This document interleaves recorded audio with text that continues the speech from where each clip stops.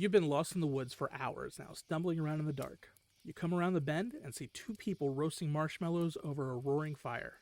They see you coming into the clearing and gesture over to pull up a log. Welcome to Campfire Ashes. I'm Paul. And I'm Jess. Join us as we tell each other our originally written spooky stories around the campfire and then dive into the lore and legends that inspired them. Is it something that goes bump in the night? Is it something menacing lurking past the tree line? Or is it just weird and otherworldly? You'll find it here on Campfire Ashes. You can find us on Spotify, Apple Music, Amazon Music, or right here on the Geekscape Network. Meanwhile, in New Jersey... So, Marissa, what talking points do you want to hit on in this week's episode? Well, Jackie, let's talk about how the film addresses the patriarchy. Ooh, and representation of marginalized people. Ooh, and even philosophical ramifications of good versus evil in horror. We can point out the triangle boobs, talk about the blood splatter, and the practical effects. And also the male gaze?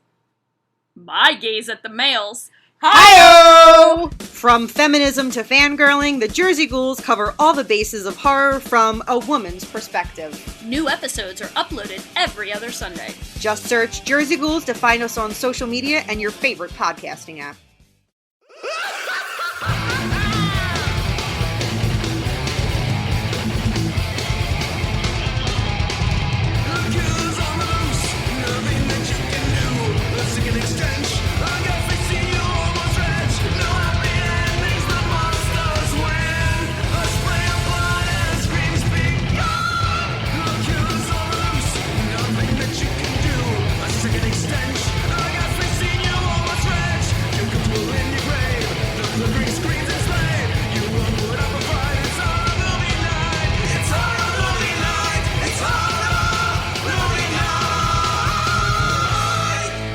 Everybody, we're back with another episode of Horror Movie Night. This week, we are talking about Fright Night Part II from 1988.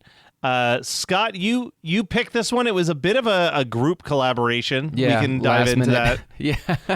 It was the right choice, I think. It was for sure the right choice. I think it was the right choice for a couple reasons. We're going to dive in. So I'm going to ask you how we came to this in a second, Scott, but I want to say a few things up front. I think that by picking this, we have a slight high chance of the HMN effect happening. Because it feels like this is like one of those movies that in the last year, the why isn't this more readily available chatter is getting louder and louder and louder, which usually leads to somebody figuring that shit out. Yeah. At the Tommy Lee Wallace panel, somebody had brought up that there was a German Blu-ray of this out there. Really? So, but which might mean something, it might not mean anything, but it exists. It exists.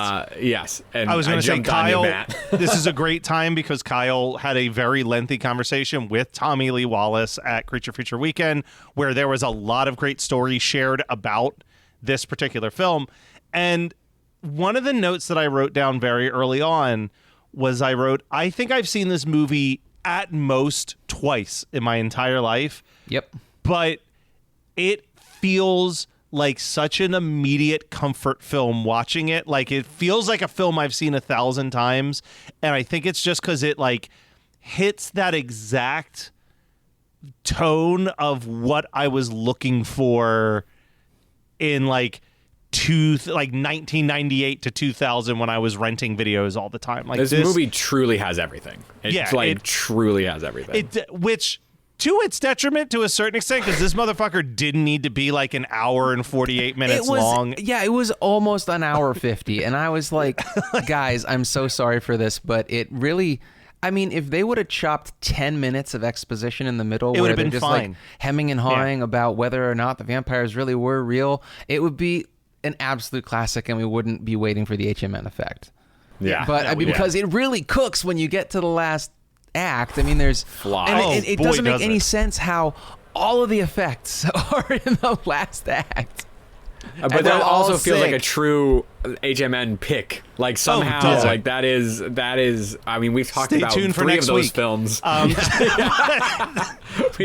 of these. We've talked about 4 of these films. But I think that this movie is really smart. I love usually I would hate this, right? I love using the end of Charlie's therapy sessions to do a very quick recap of the previous movie. It was good. I liked it a lot. But also establishing like Charlie doesn't believe that those events happened. It gives you, in literally like 3 minutes, it gives you everything you need to know to move from the first movie into the second movie. And I almost wish that same craft was placed into the middle of the movie to like speed things train along a little bit. It's such a almost joke of how you start a movie. Do you know what I mean? Like that seems like that would be trope. Like a Simpson, like it would be like a Simpsons gag, you know? Yes. Like it seems like it wouldn't be, but it works so well here. And I think it's just the tone of both movies. The fact that they're directed by two very specific directors, and I don't think they're not like auteurs by any means, but horror-wise, they're like, you know, Fright Night and Part 2 are two specific directors, but they've matched the tone so well to both pieces. I was really impressed. This is the first time I've seen it. I hadn't seen it before. No, this is just a sexy movie, so I went birds and bees. I just thought there was just so much sex in this movie, and I really wanted to try this beer. So it's maybe a Hail Mary. It's an Aretita is the brewery, and it's a saison with wildflower honey and Matuka hops. And I have a very special, ridiculous thing that I am going to hate. It is a Smirnoff Ice, but it's not just any Smirnoff Ice. It's a red, white, and berry, which you guys know what a bomb pop is, right? Like or a rocket pop, it's also called. Yeah. So this is a college movie, and I specifically picked this. Well, first of all, let's see how bad it is. That's pretty bad. It's worse than regular Smirnoff Ice. It's got like a sour aftertaste. Why? It's supposed to... No. Oh, that's bad. Very good. They sell the nips of Smirnoff Red, White, and Berry, just the vodka as it's well. A vodka. Okay. Well, yeah, you're drinking I think you're drinking a malt version of that. This is the. Yeah. I mean, this is what Smirnoff Ice was. It's like in a glass. It's 12 ounces. Yeah, 11.2 ounces. They got me. Yep. That's a favorite of the Evil Alien Conquerors, as Patreon members know. But well, so the first half of it, I was like, I have to get a Smirnoff Ice because that's like the gateway drug when you go to college and you didn't drink in high school. I mean, if you drank in high school, it was your gateway drug then. I mean, like at least it was our natural wine cooler. Like it was not natural. It was the progression of wine coolers too. Then Smirnoff Ices, the natural progression Mike's Hard from wine Lemonades cooler. It was between this and a Mike's Hard Lemonade, and I was like, no, I didn't drink Mike's Hard Lemonades in college. It was Smirnoff Ices.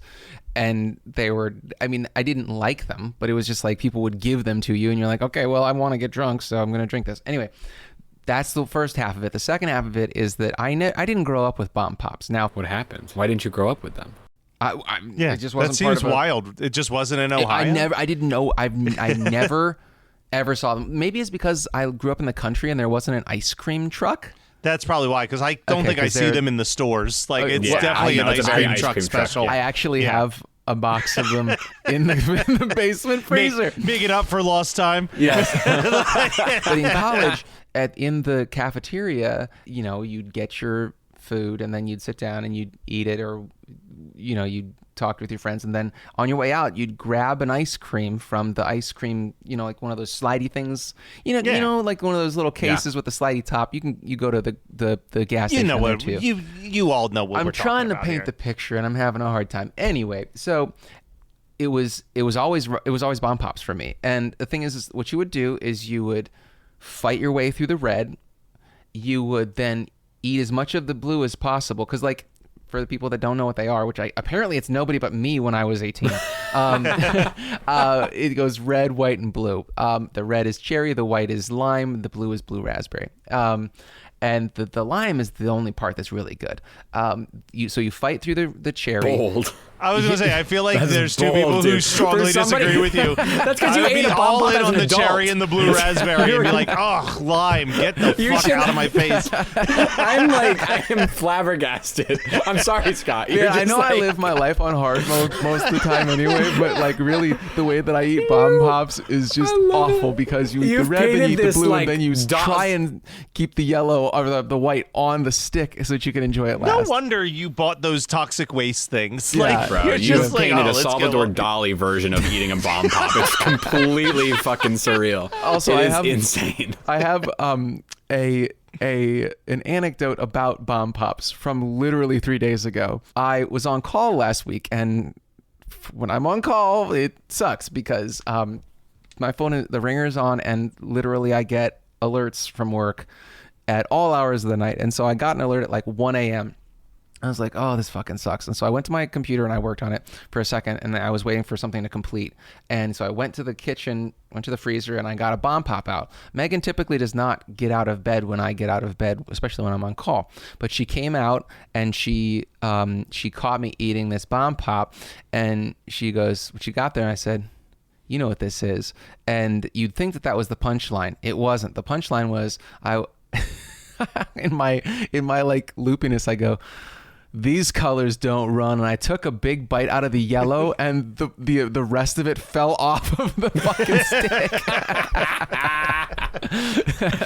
Oh man, who would have known that? And does this come out in November? Hopefully not. No, this is August. This is okay, great. Just making sure. All right, so the trivia school, that I was baby. going to get into this before we got in absolutely insane. This is, to me, the most interesting and crazy part about this entire film. Some of you may have learned this from Kyle's talk with Tommy Lee Wallace. I'm going to read the IMDb version of it, and then I remember something from the interview, but I'll let Kyle see if he remembers anything from the interview first, and then if he doesn't, I'll fill in the gap. But here's the factoid that it said. Soon after filming was wrapped, McDowell and Fright Night creator Tom Holland were scheduled to meet with Live Entertainment chairman Jose Mendez to discuss making a third film, but the plans died with Mendez, who is infamously murdered by his sons. As a that's right. As a direct consequence of this horrific tragedy, Part 2 ended up losing its planned countrywide distribution and played at only a single theater in Los Angeles and another theater in New York, which directly resulted in poor box office results, even though its pre-theater results were quite good, and being released almost straight to video. Since all the movie's planned promos and ads were also canceled, most people never even learned of the film's existence until they eventually noticed it in their local video store, which I just want to throw out there. This movie, in its box office run, made $3 million, which is wildly impressive for playing theater? at two theaters. $3 million bucks. That's awesome. That's crazy. Like, that's really great. Kyle, do you remember the story that Tommy Lee Wallace told about the night Jose Mendez was murdered? So I remember the setup, and I don't remember exactly what Roddy McDowell had called him. Is that right? Roddy McDowell had called Tommy Lee Wallace and to share the news. Now, I don't remember exactly what he said, but because I think my jaw was just on the floor, and I had eaten a lot of Doritos before we had done this interview. Yeah. But that's right. But I remember because Jordan and I talked about this.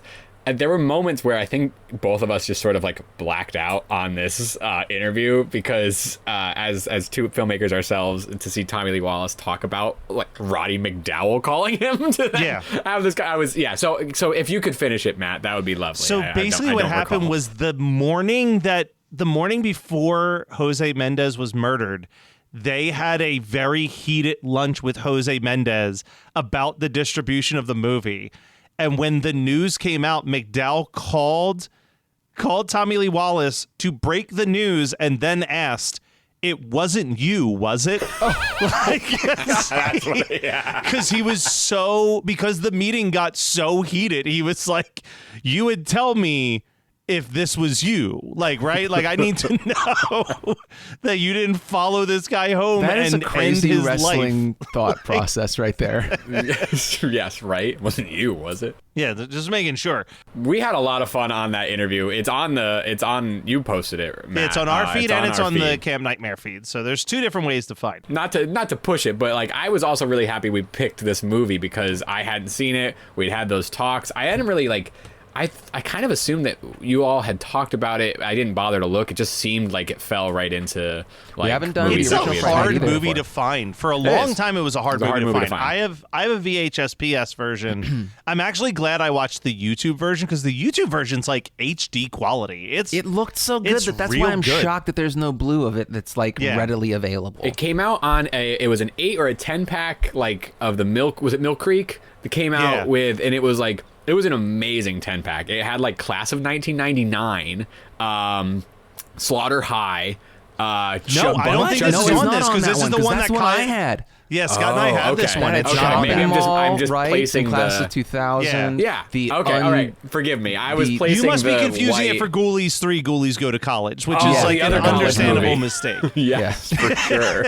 I could have swore it was on that. It was on that pack, but I don't think it was because this is only my second full watch.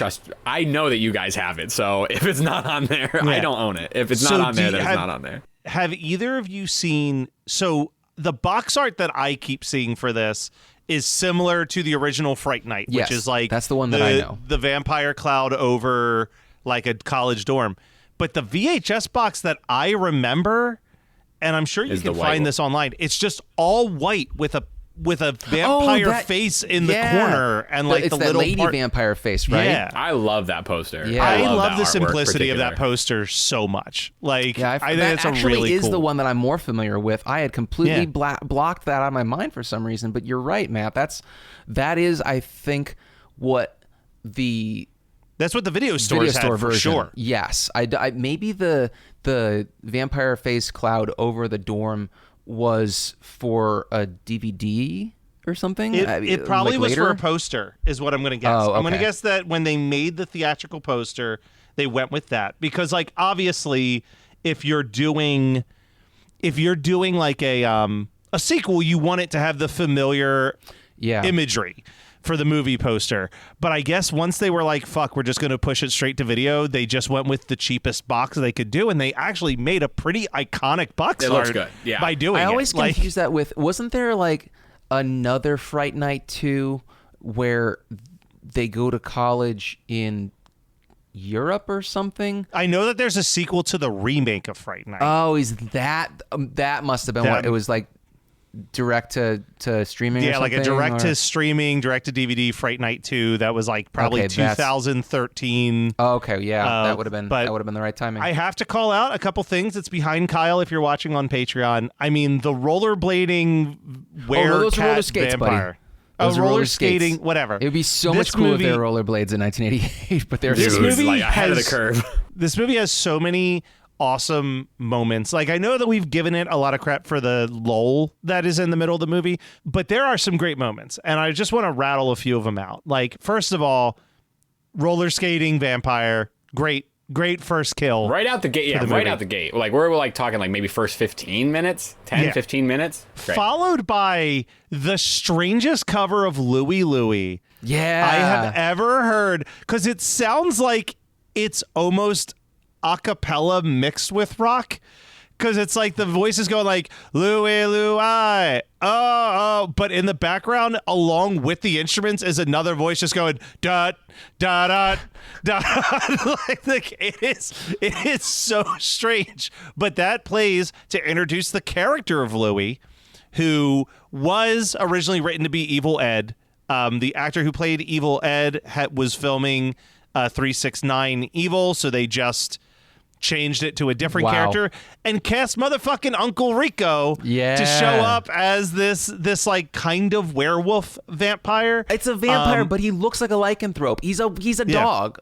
Like I don't understand. I think it's playing off the creature the fact, designs in here. Oh yeah, I think it's playing off again. It makes sense that it was originally supposed to be Evil Ed because Evil Ed did turn into a wolf when he got like staked in the end of the last one.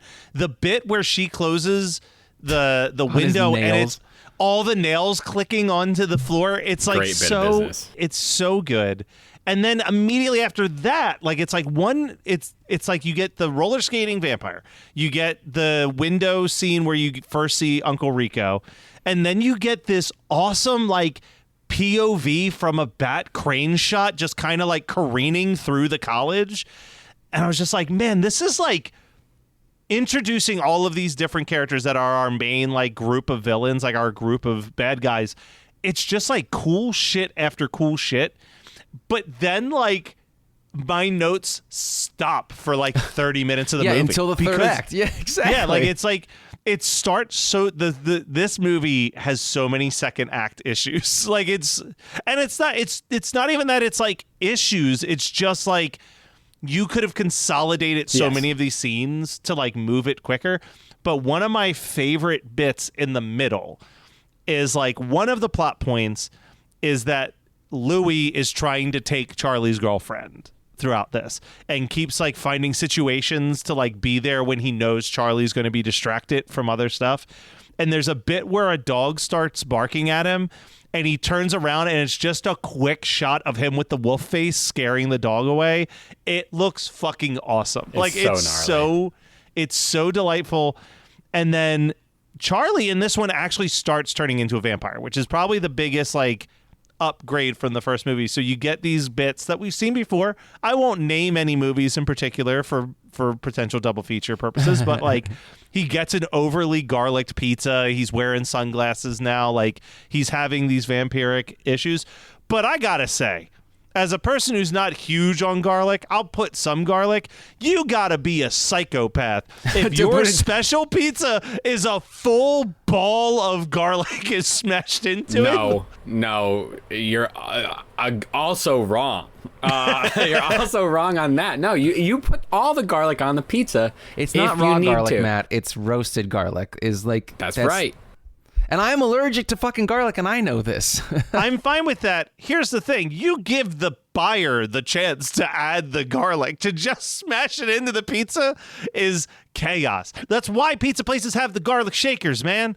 I shake a shit ton of garlic and red peppers onto my pizzas when I get them. But like, buddy, I hate to break it to you, but that's not garlic. That's Parmesan. Oh, like the shakers are fucking Parmesan. It tastes great. Are you fucking with me? I am fucking with you a little bit. I was thinking of the red peppers over garlic, but yes. As soon as I started saying it, I was like, "That's red peppers. That's not garlic." But just keep going. I hope that nobody calls me out on it. Have you podcasted with me before? No. Who are you people? Who are you people? There is one bit. As a person who believes himself to be in the world of the school of comedy, the rule of threes.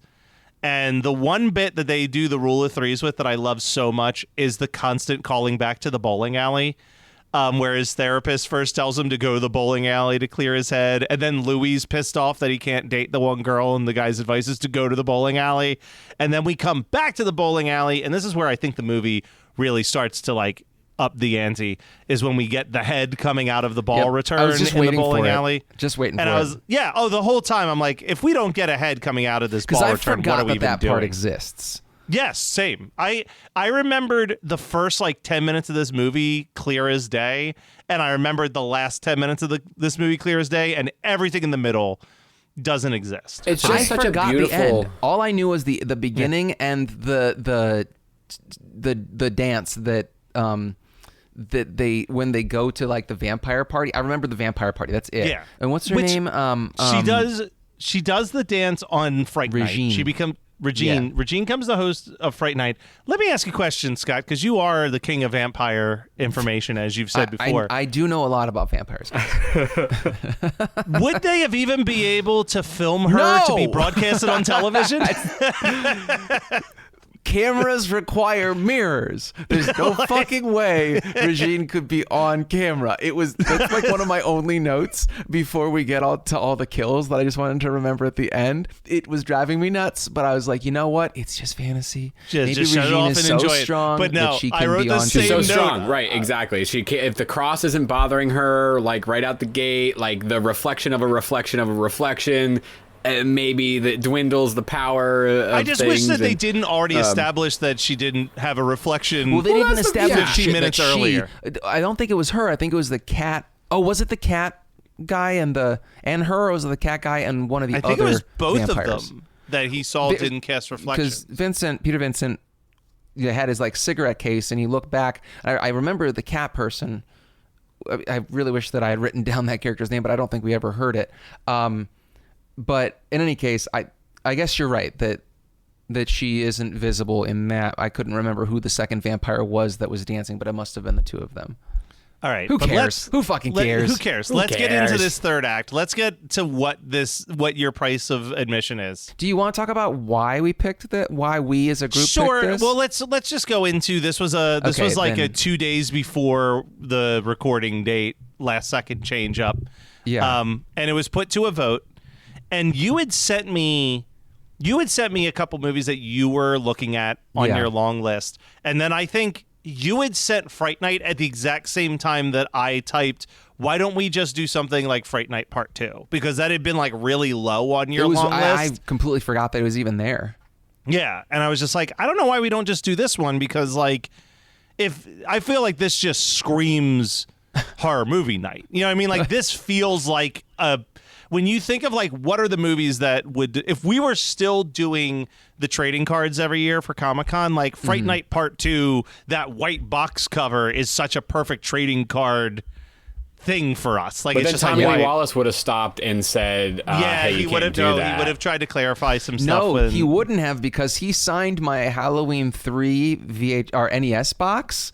Oh, that's right. He did. He did not care. He's on the fly list. He's okay. Yeah, he's okay in that book. But all right, let's talk about these kills though. So the first one is Louie's like library death, where we get this fully transformed Louie face finally, and she shoves the wild roses into Louie's mouth. And I love the symmetry of like, she kind of calls Charlie's love of horror lowbrow, and he calls out like there are tons of great examples of like this beautiful art form, and he mentions Bram Stoker's Dracula, which leads to her going to the library and reading the book, and the only reason that she's able to save them is because she read the book and read that Wild Roses so fast, because she's the smartest person I know besides my wife. But we get she's this insane. She shoves those wild roses in, and we get this awesome wolf puppet head that's like spitting flames out of it and stuff. Awesome. It is amazing. But right? I kind of didn't know that there was going to be more effects at that level, just because I didn't have a knowledge of the movie, and I was like, oh wow, they really got that one. Like, but we have a lot of movie left. Like, if it's any consolation, I thought that was the end of it too. I knew that regime was like, that's got to be it. Bat, but that's like, it. that was awesome. And then we get the one kid, probably the least interesting of the crew, is the guy who just eats bugs all day. Are you Brian Renfield? Yeah, I know. That is a great kill. That is an awesome kill. No, the kill is awesome. The character is uninteresting. No, I like him because he's like, you're supposed to bite her. He keeps saying that. And if you want to talk about rule of threes, I'm pretty sure that he says it 3 times. He says that 3 times. That's true. Yeah. But he gets his gut slashed open. That deflating body full of bugs was nuts. I was like, that is craftsmanship. I was like, that is very gorgeous. Gross. Like, I'm It's very really grossed out a lot, but that was like truly that was gross. gnarly. And then we immediately follow that with like a full gel face melt from the roller Richie's skating holy one. water. We missed a couple deaths. So the vampire psychiatrist. That's right. The vampire psychiatrist. That Charlie's psychiatrist is actually a vampire, and he goes after, which is a spin-off movie in and of Alex. itself. Alex is his vampire. girlfriend. Yeah. And I love that he's like doing his psychobabble with Alex, and he's like, that really hurts. I know how this must feel, and that you've just done this thing. And then he's like, let me help. He tries to pull it out, and he's like, let me help. And then he like basically continues to impale himself, and he's like, you may leave. It's so good.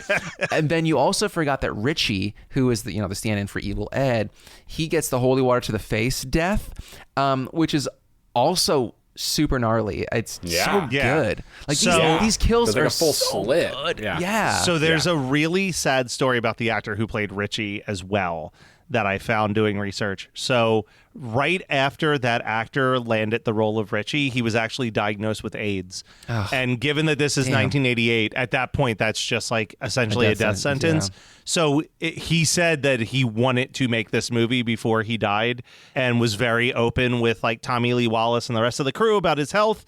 At that point, there was very little known about how the disease could be transferred. So they actually, to make sure that his final wishes were made, they went through a bunch of precautions just to make sure that no vampire fangs would like pierce his skin or cause any blood to be drawn on set, but like they worked around it to make sure that he could still make this movie before he passed away, which I think is kind of beautiful in a still very like not understanding the disease at that time. Well, how would they know? Kind of like, way. you know, it's not like the CDC had any sort of guidelines. Had anything. It reminds me of like that. What is that little boy who got a blood transfusion and then he got HIV from the blood transfusion, and it was this whole thing, and the kind of fucked. I mean, it made like a Hallmark movie about it, and I had to watch it in elementary school or something. But something, I think his last name was White. But it was like this whole thing where it humanized HIV and AIDS for Middle America. I mean, it's so fucked up that we had to take a little white boy to humanize what was considered the gay plague. I mean, that's really fucked up, but also we can thank the, Reagan administration for a lot of that. No shit. But yeah, I can't quite remember the name of that, but... Scott, do you want to know what the final film role was for this actor? Sure. His name is Merritt. Man, I hate that I'm about to say this because what a last name. His name is Merritt Buttrick, but I read it as Buttrock for a second, and I just had to pause and double check. After Fright Night Part II, his final film role was as the character of David in 1989's Death Spa. Bro. Fuck yeah. Hell yeah. That is, those are two bangers to end your career. Yeah, absolutely. That is way more impressive than being one of the stars of Square Pegs and appearing in Star Trek 2 and 3. It's a lot of merit behind those two films. Yeah. Wow, that's a pretty good joke. Thank you. I was trying to figure out the wording on that one. So, Matt, you had mentioned this beautiful version of Charlie being like, there's beauty in these stories, like they're interesting, like go read Dracula. But then later on, he flies off the handle when she mentions a slight against Bloodsuckers from Beyond. Yes. Oh boy, does he. I just thought, I laughed so hard. I was like, man, if this doesn't represent every horror podcaster, that us, and God bless us included. I was just like, do not slander that. When he like flew off the handle, walked away, and then came back and apologized within like 3 seconds, I was like, wow. Perfect. Wow, I feel seen and also attacked at exactly the same time. You've been lost in the woods for hours now, stumbling around in the dark. You come around the bend and see two people roasting marshmallows over a roaring fire. They see you coming into the clearing and gesture over to pull up a log. Welcome to Campfire Ashes. I'm Paul. And I'm Jess. Join us as we tell each other our originally written spooky stories around the campfire and then dive into the lore and legends that inspired them. Is it something that goes bump in the night? Is it something menacing lurking past the tree line? Or is it just weird and otherworldly? You'll find it here on Campfire Ashes. You can find us on Spotify, Apple Music, Amazon Music, or right here on the Geekscape Network. Meanwhile, in New Jersey... So, Marissa, what talking points do you want to hit on in this week's episode? Well, Jackie, let's talk about how the film addresses the patriarchy. Ooh, and representation of marginalized people. Ooh, and even philosophical ramifications of good versus evil in horror. We can point out the triangle boobs, talk about the blood splatter, and the practical effects. And also the male gaze. My gaze at the males. Hi-yo! From feminism to fangirling, the Jersey Ghouls cover all the bases of horror from a woman's perspective. New episodes are uploaded every other Sunday. Just search Jersey Ghouls to find us on social media and your favorite podcasting app. Meanwhile, in New Jersey... So, Marissa, what talking points do you want to hit on in this week's episode? Well, Jackie, let's talk about how the film addresses the patriarchy. Ooh, and representation of marginalized people. Ooh, and even philosophical ramifications of good versus evil in horror. We can point out the triangle boobs, talk about the blood splatter, and the practical effects. And also the male gaze. My gaze at the males. Hi-yo! From feminism to fangirling, the Jersey Ghouls cover all the bases of horror from a woman's perspective. New episodes are uploaded every other Sunday. Just search Jersey Ghouls to find us on social media and your favorite podcasting app. So we'll get into this in a second, actually, because there's also a great call-out reference towards the very end. So Regine transforms into the same type of bat monster that we saw in the first movie. I don't think this is as awesome as the first movie's bat monster, but it's still pretty impressive. She makes a comment because she's about to turn Charlie fully. And as she's like making all the threats, McDowell is climbing up this ladder to escape Peter Vincent. And she says, "There goes your fearless vampire hunter," which is, of course, a very famous Hammer vampire comedy, which I just thought, oh, that's beautiful. But I have to say, the plan of reflecting the sunlight off of a mirror directly into her in the basement, such a fun, cool idea for that kill.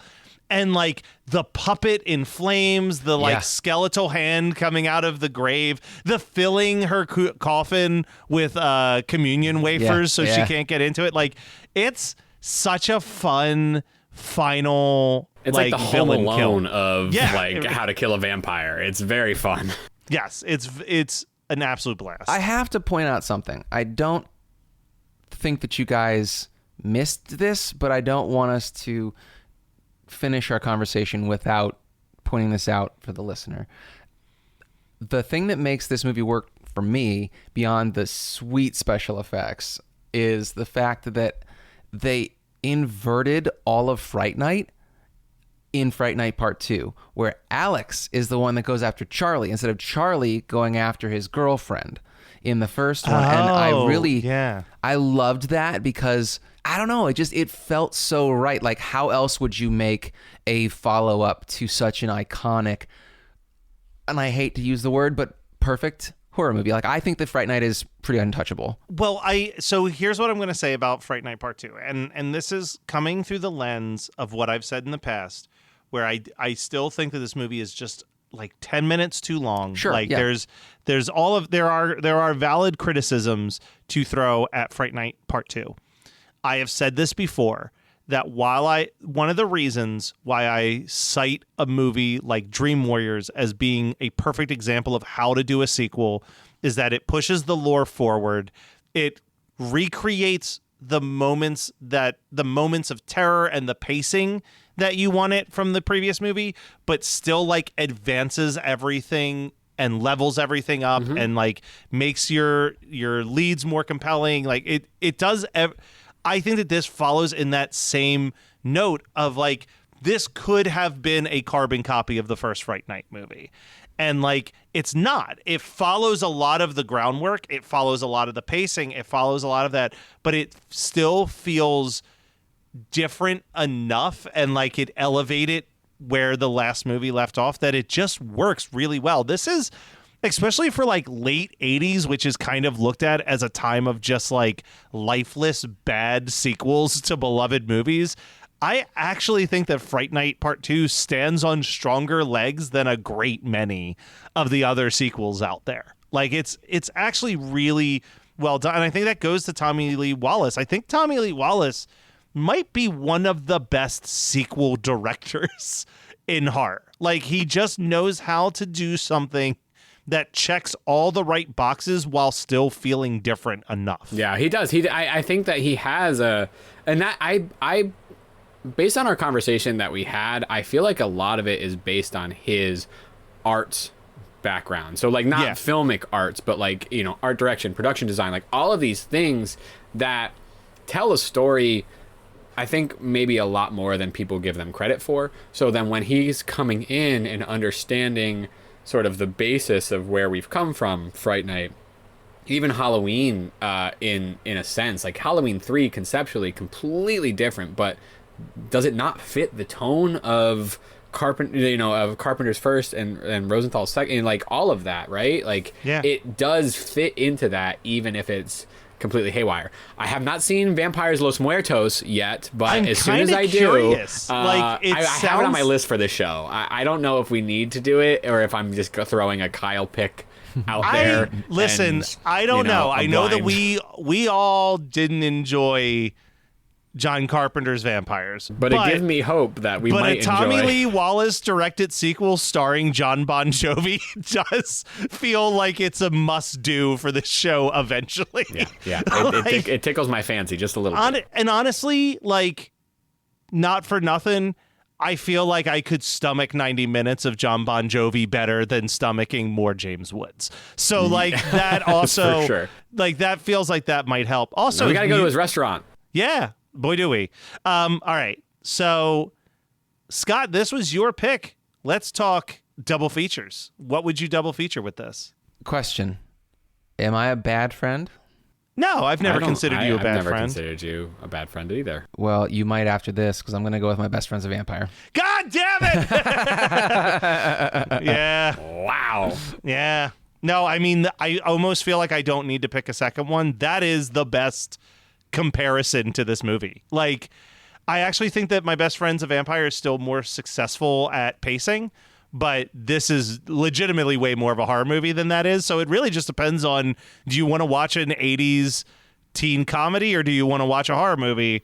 And depending on which one that is, just watch My Best Friend is a Vampire or Fright Night Part 2. But they are a lot of the same paces, a lot of the similar like shots and content and everything else. Kyle, have you seen My Best Friend's a Vampire? Nope. That's so Dude, good. You I would thought I was going to have hate it, so but I much fun absolutely with it. loved every second of it. Yeah, I it's you've done it for the show, right? Yeah. A while ago, okay. yeah.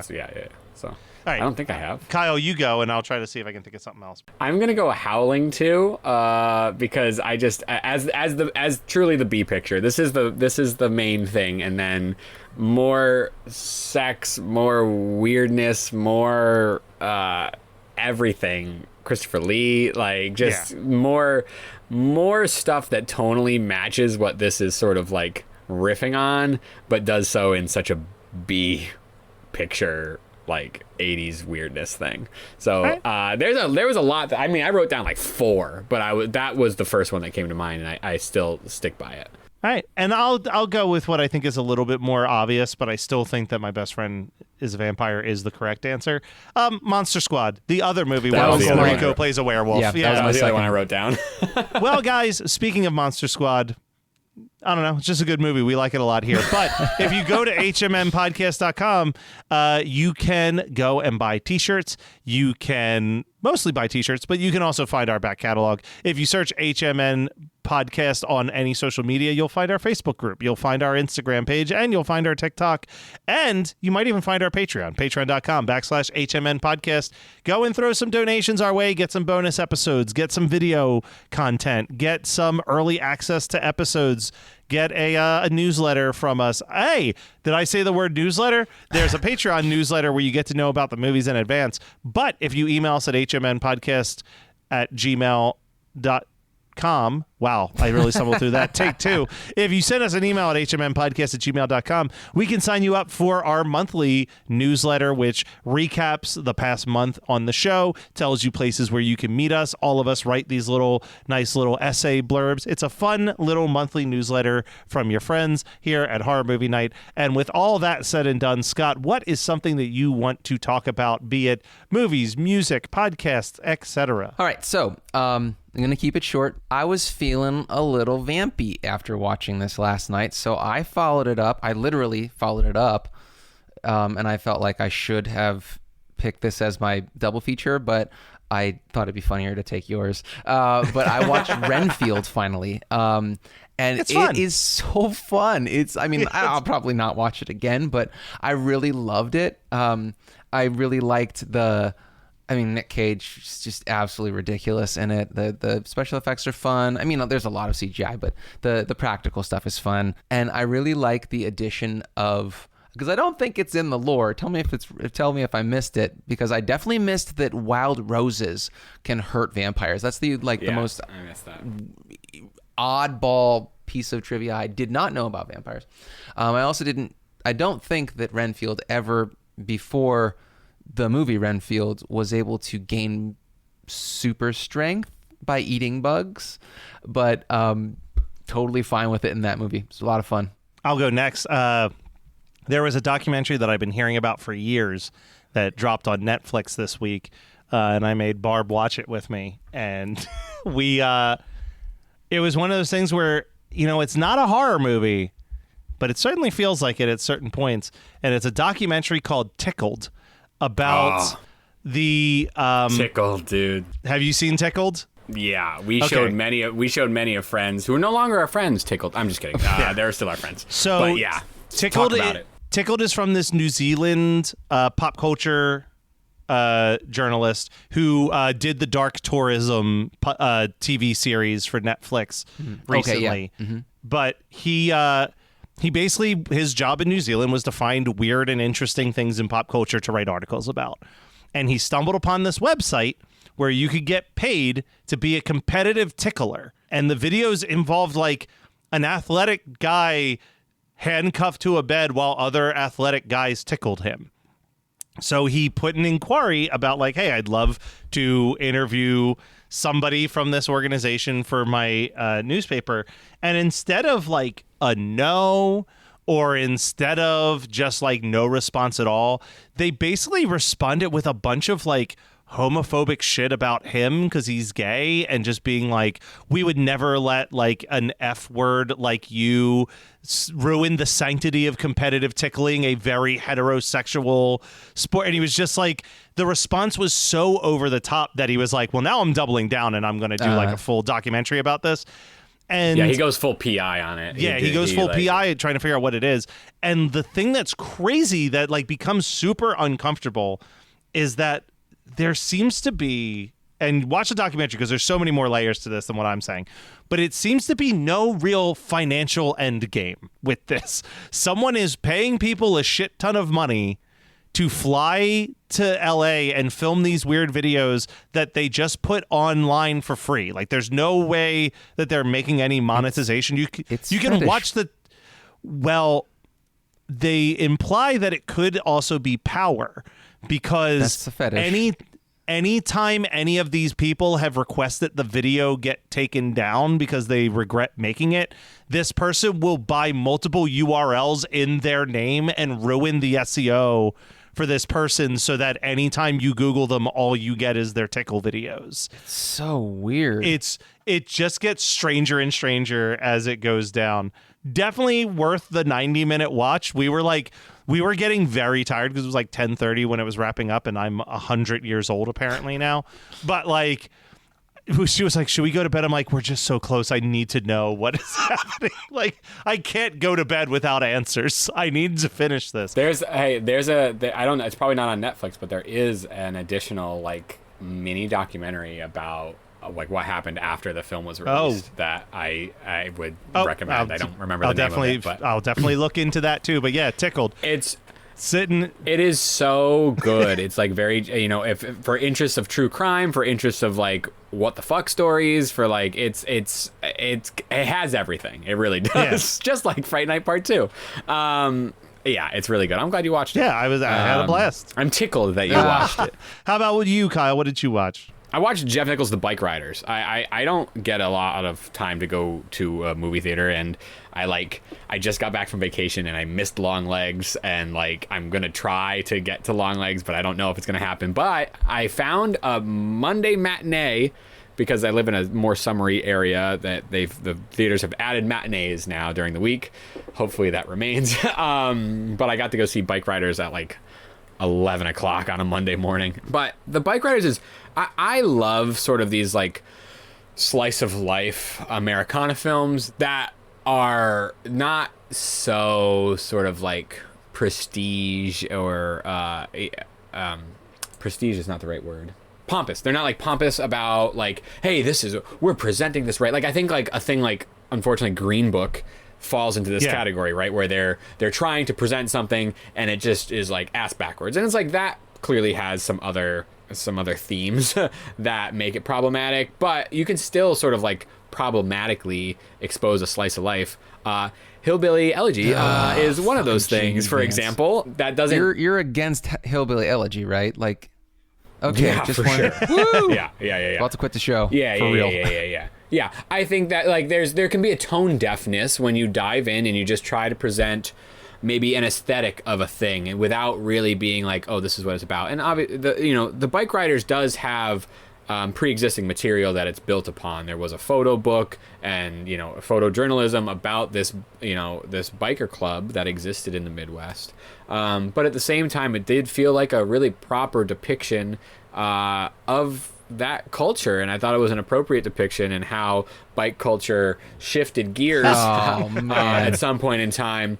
But Tom Hardy and Austin Butler are unreal, and unfortunately, I didn't recognize the actress. Let me get her name, because while those two actors were fantastic, Jodie Comer as Kathy, who is sort of the narrator along with the photojournalist, incredible.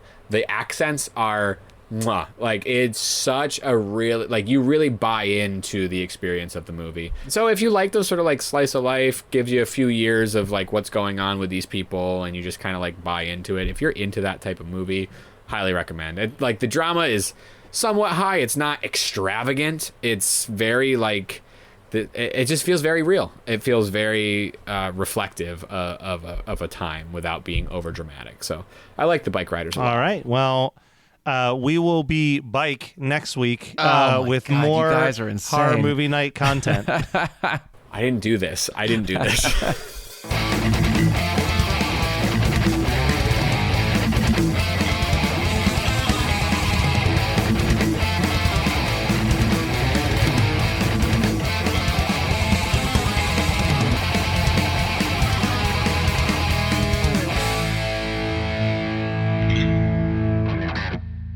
You've been lost in the woods for hours now, stumbling around in the dark.